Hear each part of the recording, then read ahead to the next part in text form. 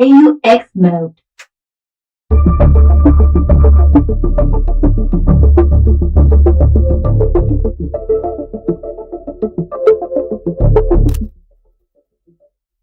This is News Hour on Ifako Radio. Good morning. I'm Olanireti, Ololade.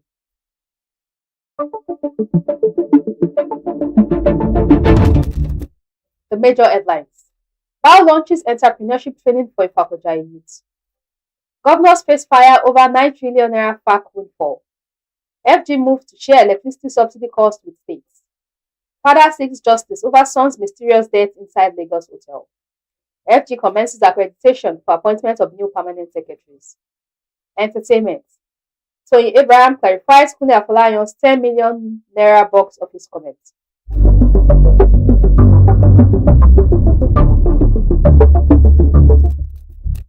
News in detail. Bao launches entrepreneurship training for Ifako youth. Honorable Benjamin Adeyemi Olabinjo, the member representing Ifako Federal Constituency, is set to empower the constituents of Ifako with a comprehensive entrepreneurship training program. The event kicks off today, Tuesday, February 12, 2026, at 10 a.m. at the Ifako Local Government Secretariat Hall. The initiative aims to equip participants with the skills and knowledge needed to start and grow successful businesses, contributing to the economic growth of Ifako. All contacted participants are encouraged to attend promptly.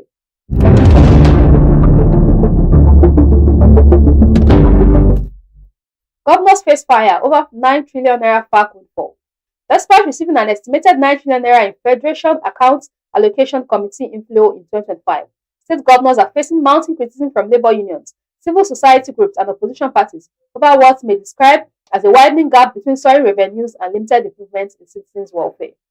FAC allocations to states surged by over 2 trillion naira in 1 year, according to an analysis of Federation Account Disbursement data published by National Bureau of Statistics, highlighting the scale of the revenue windfall that flowed to subnational governments in 2025 amid higher federation inflows.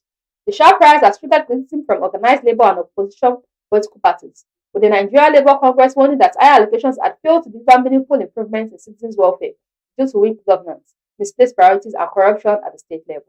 Civil society organizations have also faulted state governments, accusing them of mismanaging the inflows and failing to translate increased revenue into visible development outcomes, while calling for stronger accountability and oversight. Economists, meanwhile, said the surge has expanded state fiscal space, but cautioned that heavy dependence on federally shared revenue and poor revenue management continue to undermine sustainable development at the subnational level.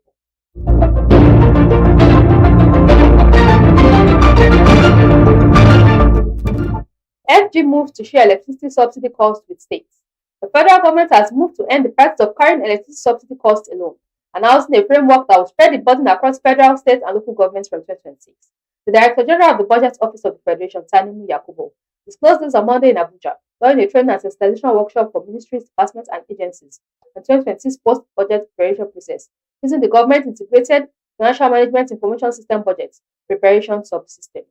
Yakubu said President Bola Tinubu had directed that electricity subsidy costs to be made explicit, tracked, and fairly shared across tiers of government, warning that the current approach creates hidden liabilities and recurring prices in the power market.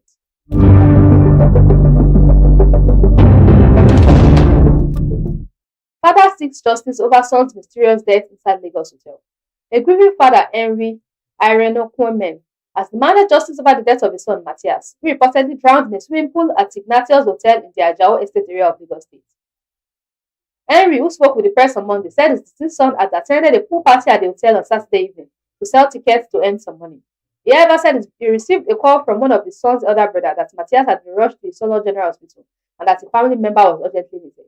He narrated that on arriving at the hospital, he was shocked to see his son's lifeless body in the car that brought him to the medical facility.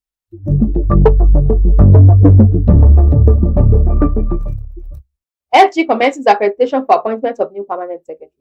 The Office of the Head of the Civil Service of the Federation on Tuesday announced the commencement of the accreditation exercise for the selection of 5 new federal permanent secretaries. According to a statement released by Director of Press at the OHCSF, Eno Olotu, the exercise followed the approval of President Bola Tinubu. Olotu noted that the process is designed to fill existing and impending vacancies for candidates originating from Adamawa, Bayelsa, Enugu, Kano, and Ogun states. The head of the Civil Service of the Federation, Tediwal Sinjak, described the accreditation as a foundational step in a critical national assignment that will determine the future quality, integrity, and capacity of the federal civil service leadership. Mrs. Walton charged the Accreditation Committee to execute its duties with utmost diligence, thoroughness, and strict adherence to established rules and procedures. She emphasized that the principles of fairness, transparency, and merit must be paramount throughout the exercise. In his remarks, the chairman of the Accreditation Committee and Permanent Secretary of Federal Ministry of Education, Mr. Olumuyiwa Abel Eniton, reiterated that the head of service directive underscored the collective responsibility of committee members to protect the integrity of the civil service, the statement stated.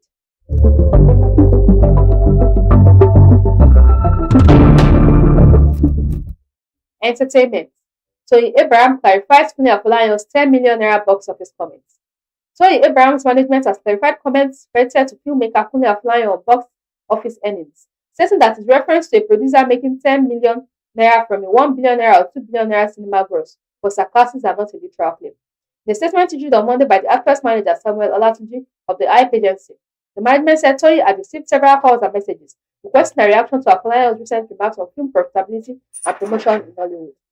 The statement explained that Abraham understood the broader points Afolayan was attempting to make about the business realities of filmmaking, particularly the difference between headline box office figures and the actual earnings returned to producers. However, it's noted that the tone of comments circulated from Afolayan's film premiere was perceived by some industry practitioners as condescending and dismissive of the immense labor, financial risks, and sacrifices invested in building the Nigerian film industry, especially by women. According to the statement, after the issue gained traction in the public space, Afolayan reached out directly to Abraham to address the concerns.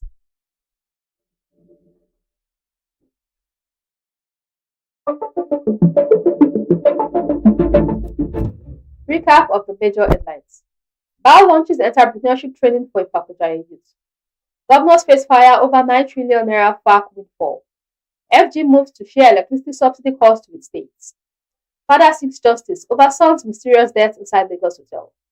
FG commences accreditation for appointment of new permanent secretaries. Entertainment. Tony Abraham clarifies Kuni Afolayan's 10 million naira box office comments.